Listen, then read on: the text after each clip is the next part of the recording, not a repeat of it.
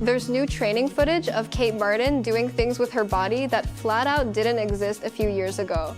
Her trainer, Maxwell Schmarzo, has her running single-leg explosive drills, rebuilding her posterior chain from scratch, running live one-on-one reps that simulate real game defense, and building the vertical explosiveness to dunk. Clearly, things have changed ever since Kate Martin moved to the Golden State Valkyries. And when you watch it back-to-back with her Las Vegas Aces footage where she averaged 11.5 minutes and 2.6 points on a team that wanted her to stay invisible, the gap between those two versions of her is almost hard to process.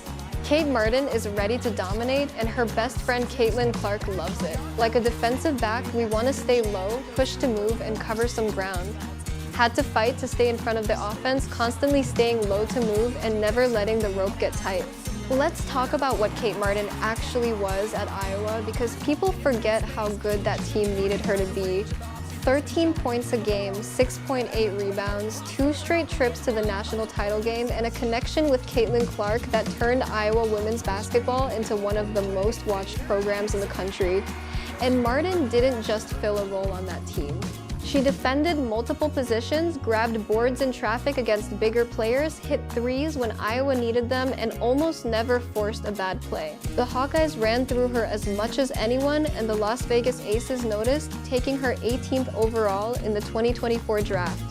The funny thing is, Martin didn't even go to the draft expecting to get picked. She showed up in New York to support Clark, who everyone knew was going first overall to Indiana, and left with a draft card of her own. Pick 18 Las Vegas championship roster. Sounds like a great situation, right? Except the minutes never came. 11.5 minutes a game, 2.5 points. Aja Wilson, Kelsey Plum, Jackie Young, and Chelsea Gray were all eating deep into the rotation on a team that had just won back-to-back titles, and there was no space left for a second-round pick to actually develop into anything. When Chelsea Gray came back from injury, Martin's already thin role got thinner, and by the playoffs, she averaged 3 minutes across 6 games. 3 minutes, that's not a rotation player, that's a uniform. What's strange is that fans didn't stop paying attention to Martin just because Vegas stopped playing her. Jersey sales stayed strong. Social media buzz around her stayed loud, and the nickname Becky Hammon gave her Money Martin started spreading in a way that felt way bigger than 11.5 minutes a night. Kelsey Plum publicly talked about how steady and reliable Martin was. Hammon's nickname wasn't just cute. It was an admission that Martin delivered every time she stepped on the floor. The problem is, every time she stepped on the floor was basically never. There's a real case that the Aces' entire culture ran on protecting Aja Wilson's status as the undisputed face of that franchise.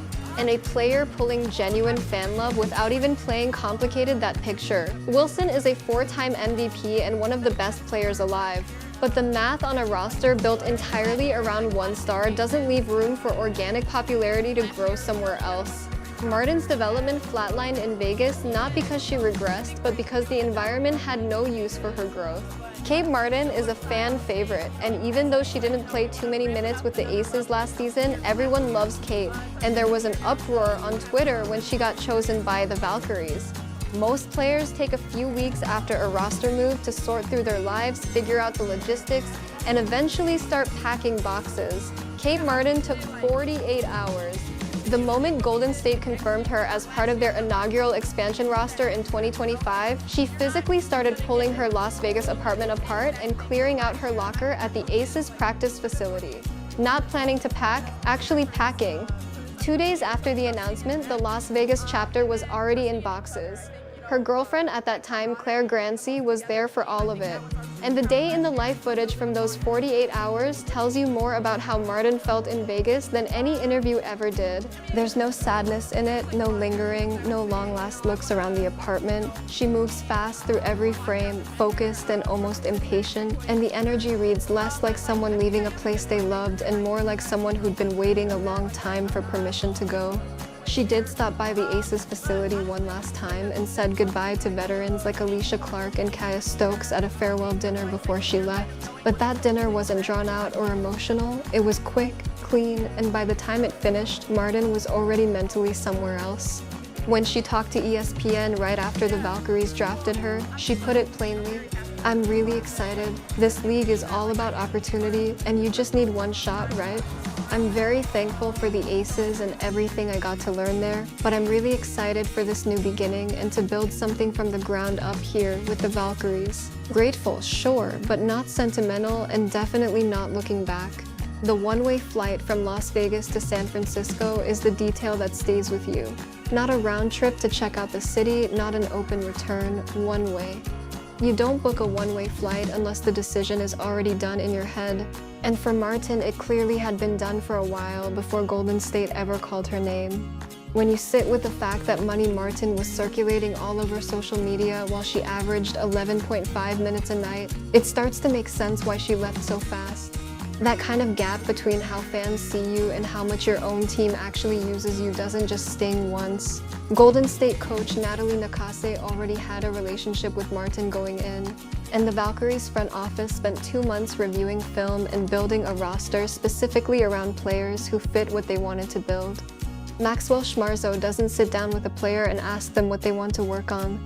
He watches film, finds the physical limitations that actually showed up in games, and builds the program from there. With Martin heading into year 3, the Vegas footage gave him a specific list to work from, and the off-season program he built starts literally at the ground level. Posterior chain, hips, glutes, single-leg explosive work, all of it targeting the foundation a guard needs to accelerate through traffic, hold her ground defensively against bigger wings, and finish at the rim without getting knocked sideways on contact. The single-leg explosive drills are the part that jumps out most in the training footage. This isn't standard weight room stuff where you squat heavy and call it a day. These drills are built around the exact moments in a basketball game where your body needs to produce force off one foot, a hard cut, a drive into the lane, a close out on a shooter, and the reps are structured so that force production becomes automatic. Martin shouldn't have to think about generating power on a drive. It needs to happen before her brain catches up, and that's what the drill design is actually targeting. For a player who spent her first professional season logging 11.5 minutes a night, there's a real gap between what her athleticism looked like in college and what it got to become at the pro level. The reps she missed in Vegas weren't just playing time. They were development reps, the kind where you test your body against elite competition, figure out what breaks down under pressure, and fix it. Schmarzo is running a compressed version of the 2-season development process Martin never got to go through, which means this off-season is doing a lot of work at once. The rim-touching footage circulating online is the clearest proof that the training is actually translating into something physical. Martin touching a 10-foot rim isn't a stunt, it's a direct output of the posterior chain and explosiveness work.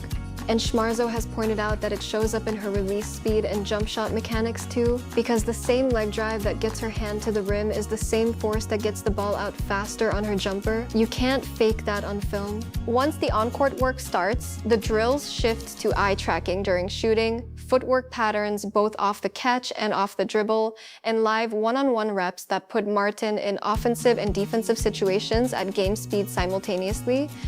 The eye tracking work is specifically about cleaning up her shooting mechanics enough that her release stays consistent, even with a hand in her face.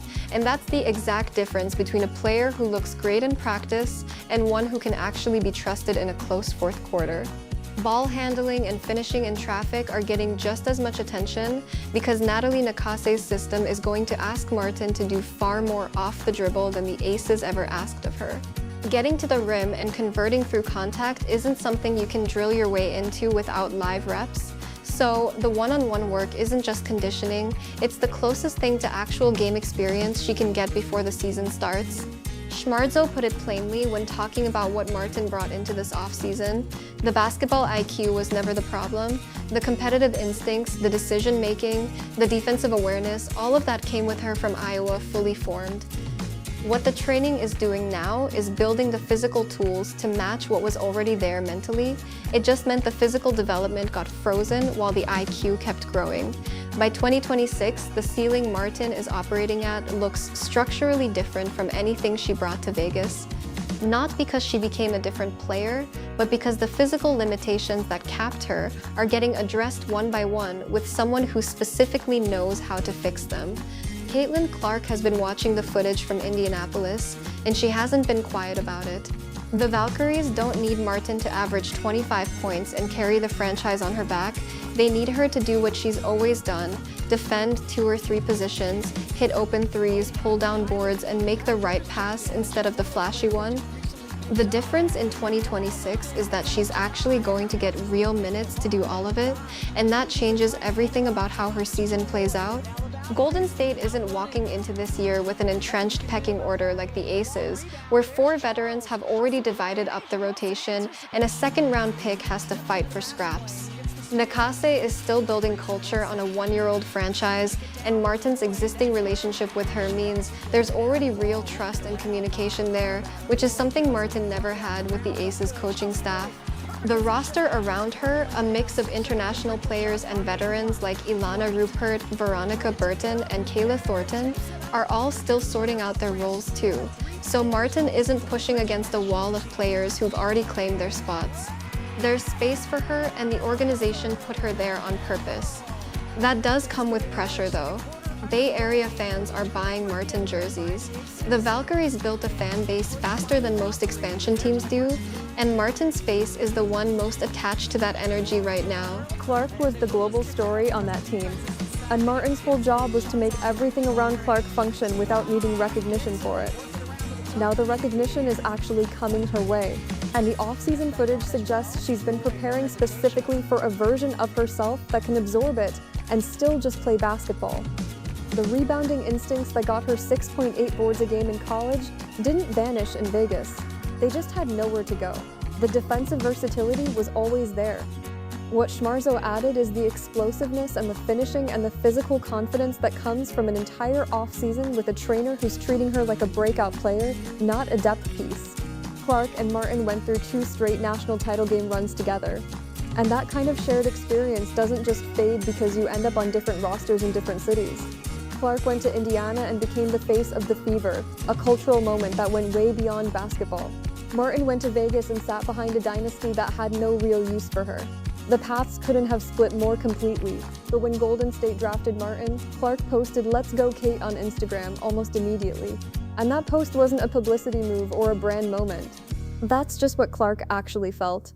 Now the dynamic has shifted. Clark's watching from Indianapolis while Martin gets her own spotlight in the Bay Area, her own jersey sales, her own fan base that showed up fast and loud for the Valkyries. And Clark is clearly happy about it. Martin spent 2 years in Vegas being underused on a team that didn't need her to grow.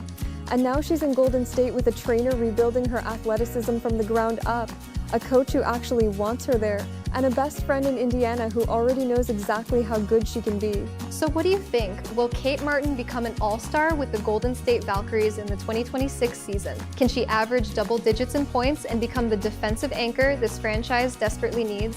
Let us know your predictions in the comments below. And if you enjoyed this breakdown of Kate Martin's incredible transformation, make sure to like this video, share it with your fellow basketball fans, and subscribe to Flagrant Basketball for more interesting stories like this. We bring you the untold narratives, the behind-the-scenes training, and the real stories that shape the WNBA. Hit that notification bell so you never miss our latest content.